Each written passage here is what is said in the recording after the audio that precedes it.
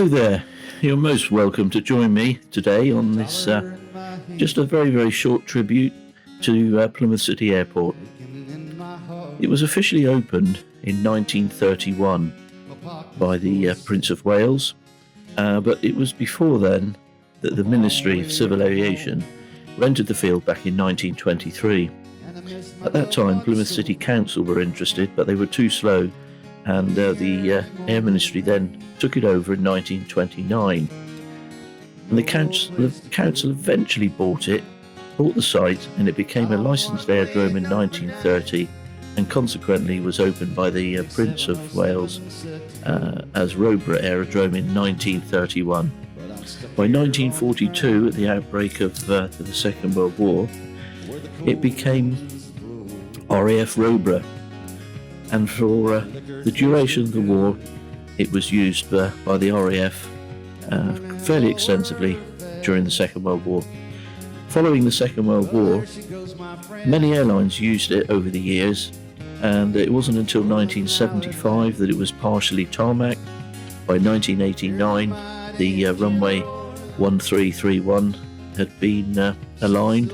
That's 130 degrees, 310 degrees.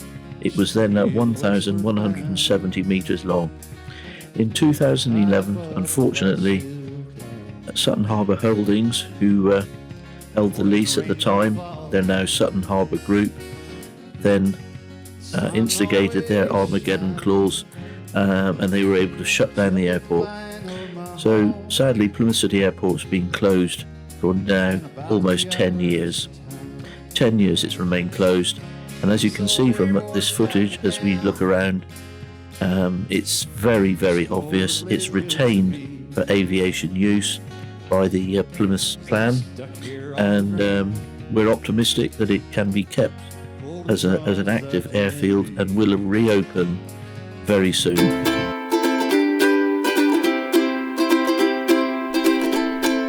This is the most amazing weather for January 2022, and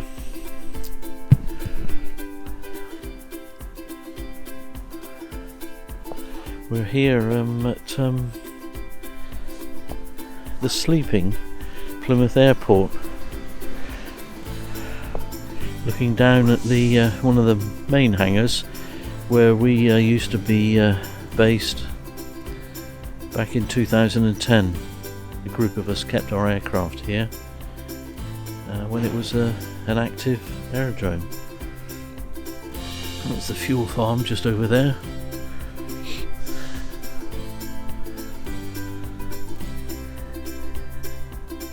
And then as we walk around, we've got the apron just up here where all the passenger aircraft used to come in, and I can remember landing here one day in my Luscombe. Can't jump a big jet plane like a cannon over a train, though I'd best be on my way in the early morning rain.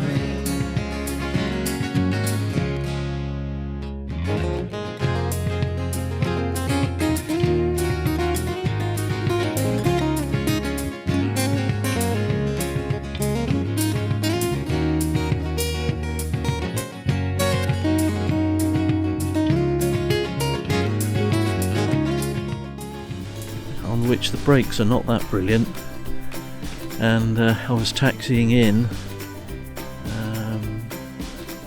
I was supposed to turn left because I was being instructed by air traffic, but I couldn't turn left because the left brake wasn't working, so I elected to turn right, and to which they had a dicky fit and said, what are you doing? And I just said, I'm really sorry, my left brake's not working, and I had to almost do a 360 so I could come round on the right hand brake.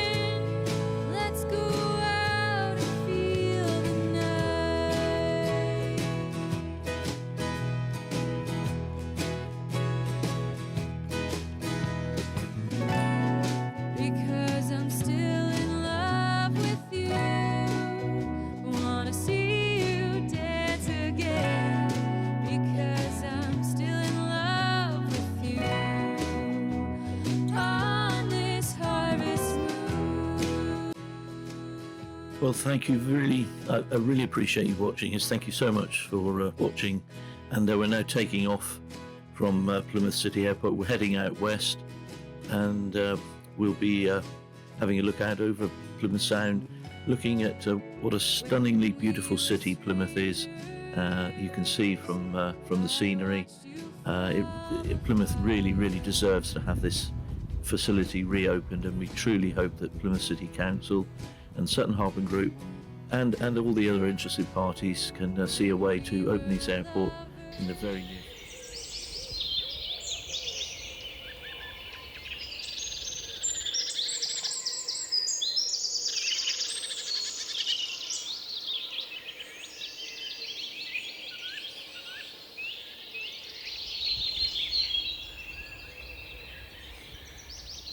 But it was always quite interesting taxiing in here because of the slope down to the hangar. Could be a bit hairy, and I never really had the nerve to. I always used to stop the engine at the top and then gradually ease the aircraft down by hand without it running away down the hill to the hangar, and that was always a bit of a nerve-wracking moment.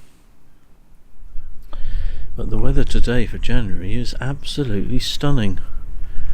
As we look out onto the main runway over there is 1331, and we'll just walk around, have a look at the sleeping building.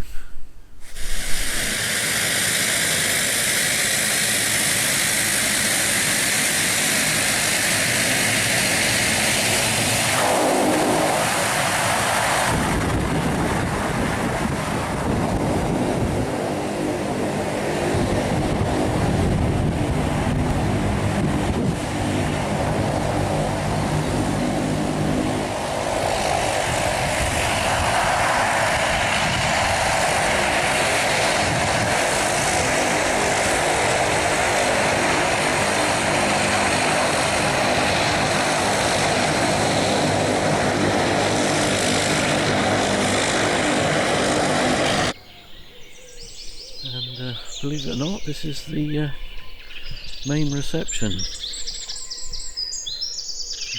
Very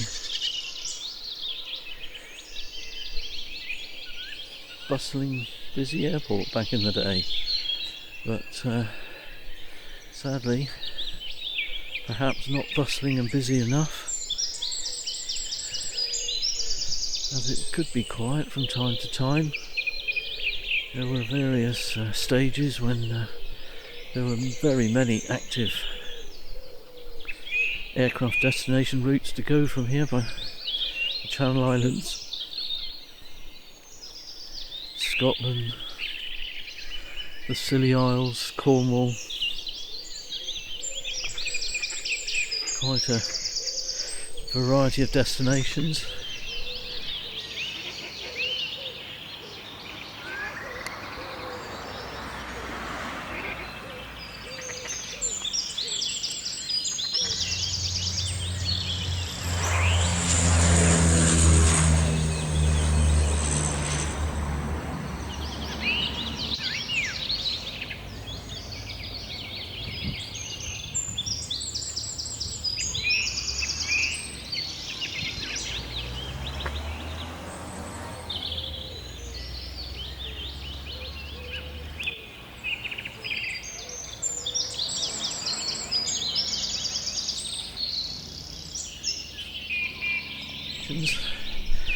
And I distinctly remember back in the mid 1970s when I was one of my very first jobs in a hotel in Jersey. I took off from here, which I think was in an Islander in the 1970s. The runway was only partly tarmac, and the main runway was just over there. It was a similar direction, slightly different, but we'd shoot down the tarmac bit, bump over the road, and then the rest of the runway down there was on was on grass. So it was quite an adventure.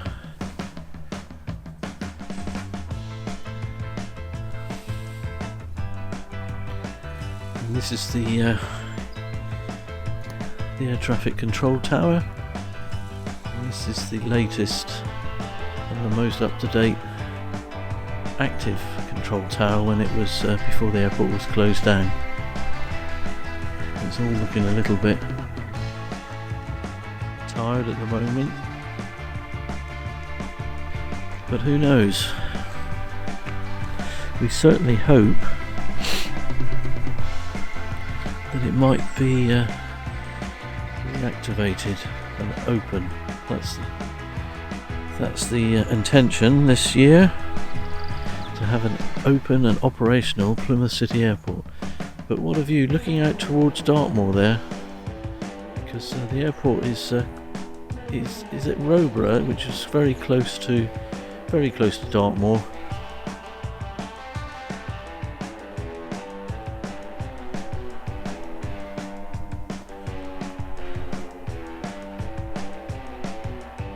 But what a busy, bustling place this used to be.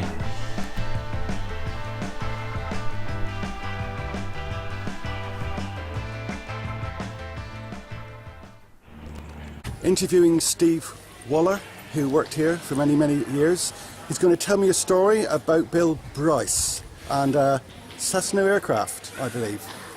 That's right, yep, the Cessna push-pull, I don't know what the mark was, 400 and something I think, but yes, it used to operate, managed to carry a few passengers, and it used to do the flight to Cork over in Ireland, and on one occasion going into Cork they had a problem with one of the engines, left them with only one, and nobody really wanted to go over to collect it, bring it back on one engine. So Bill Bryce, our founder at the time, said he would, and went over and in the Islander that we also operated, and Richard saw the pilot, dropped him off, and Bill really wanted to know that he was going to be okay, so he took off first, and then a little while later Richard called him up on the way across, asked him if he was okay, and yes, everything was fine, although it was very slow. And on approaching the North Cornwall coast, he suddenly realised that the fuel situation was rather dire in the one tank that he was using, and he wasn't sure how to transfer from the empty tank to the full tank. So in the meantime, while he had one foot in the door holding it open in case he had to go into the drink, he called up Plymouth, and they relayed through air traffic control from Plymouth how to switch tanks, which he then did, and the engine managed to recover, and he carried on, didn't bother landing at Plymouth, and went straight on to Exeter, where the maintenance was to take place on the aircraft. So yeah, all the way from Cork to Exeter on one engine. That was Bill. Good man, a really good man. Thank you very much. Yeah. Okay. Yes, of course, and the other thing, unorthodox I suppose, passengers turned up late, then we'd do all we could to get them aboard, and we had a little company car here, and many's the time I've driven down the runway with a Dash 7 with 4 engines running in front of me, to take passengers down and drop them off and get them onto the flight. It's a bit scary when you're driving towards an aircraft on the runway with 4 engines running, but yeah, no, we did it, we loved it. Good days. Wouldn't happen today, would it? Not a chance, not a chance. No, it was marvellous. Well, that was yes, and the other one was the little old lady in the bungalow at the end of the runway 24, which is that way. Doesn't happen anymore. Yes, over by Glen Holt, and the aircraft used to come in there, and many's the time apparently she was throwing old brooms and bits and pieces at the aircraft, trying to bring them down to stop them flying over a little bungalow. But then if you buy a bungalow at the end of a runway, you really have to expect to see an aeroplane from time to time, really. But there, yeah, another one of my little memories. It's just putting names to faces. Why don't you go music? Hi, Grandad. Thank you. Hi, Mum. Scared.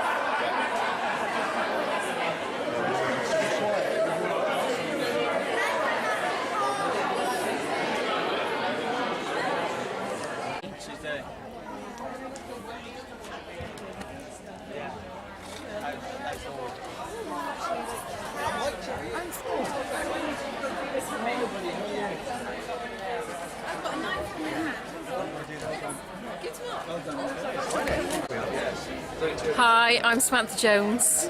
I've been here for almost 21 years. I've been 21 in October. Started as a YTS in engineering for 2 years, done several different departments. My last has been customer services for the last 11 years, which has been fantastic, a scream, and I'm very, very sad today to see it go.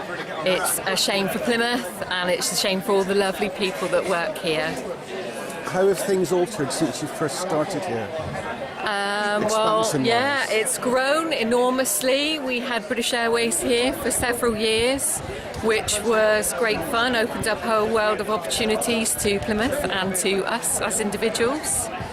And then they pulled out and Air Southwest started, which we thought was a good thing. But sadly now, it's all gone. Thank you.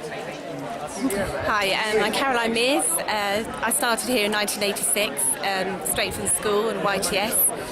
Fantastic learning experience. I feel privileged to have been here for this length of time.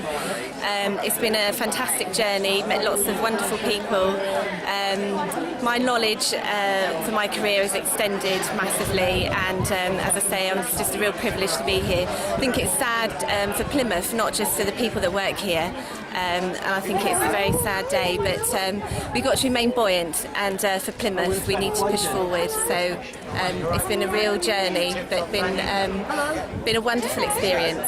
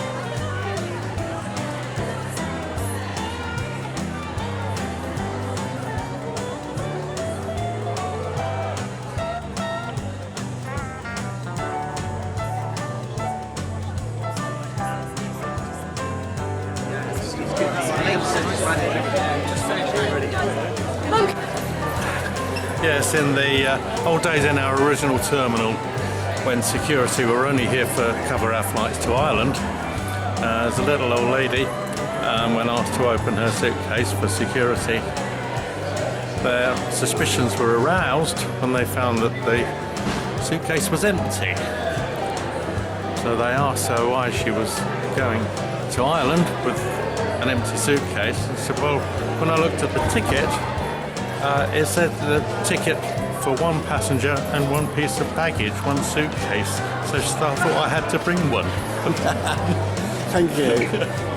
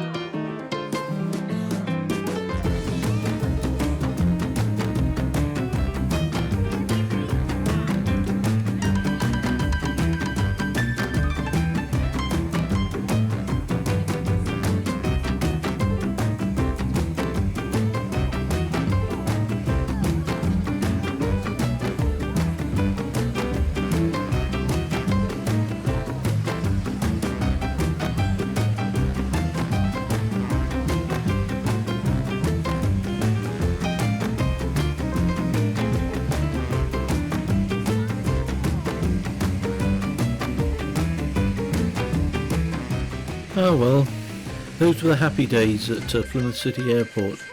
I really hope you've enjoyed the film, and thank you if you've managed to stay with it this long. I hope it gives you some idea of what is actually up at Plymouth City Airport, what's still there, what's still usable. As you can see from these pictures, there's still the main runway, a substantially long main runway and a short cross runway. So fingers crossed. Let's hope that Plymouth City Council and Sutton Harbour Group and Fly Plymouth can all get together and at least have a go, get the aerodrome open for general aviation to start with, and then who knows where it goes after that. But it would be great just to have it open to general aviation to start with, create a few jobs and bring back some of the hustle and bustle. Thanks again. Do have a think about subscribing, that would be great. And take care. See you on the next one. Cheers.